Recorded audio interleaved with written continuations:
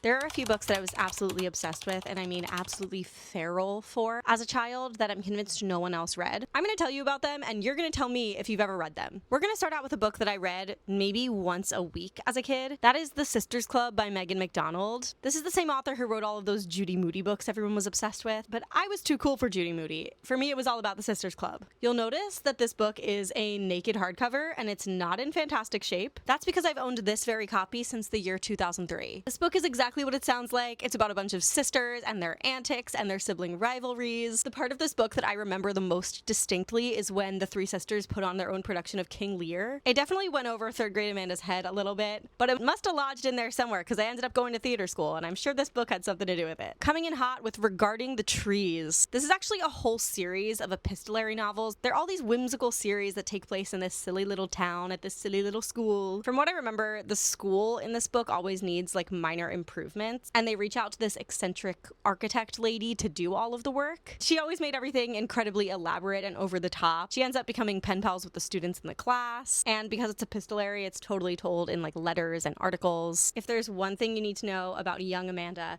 it's that epistolary novels were her everything, and these were the books that started my love affair. They're full of puns and a little bit of romance and just epic weirdness. I love these books to this day. I kind of want to do a reread. Next, we have the Tuned In series, which is about 4 girls who meet and become best friends at a limited 2, then get discovered at the limited 2, and become the 2003 version of brand ambassadors for limited 2. Of course, these books were only sold at, you guessed it, limited 2. There are like 8 or 10 books in this series, and they're all about a different Limited 2 adventure. Limited 2 is my favorite store in the entire universe from 3rd to 6th grade, so you can guess that I absolutely devoured these books. They were very aspirational to me. I don't know, these books were so weird, and I couldn't get enough of them. Then we have The Year of Secret Assignments. I told you I was an epistolary girl. This is another book told entirely in letters. It's about 3 girls who get paired up with 3 boys from a rival school to do a pen pal project. This book came out in like 2004, 2005. It was definitely aimed at an older age group than I was in when I read it. So I think when I read it, it convinced me that this is what middle school was going to be like. I don't know. I had a deep obsession with this. I probably read and reread this book hundreds of times. I have never in my life heard another person talk about these books, to the point where if I didn't own copies of them, I would think I made them up. But prove me wrong. Let me know if you read these when you were a kid.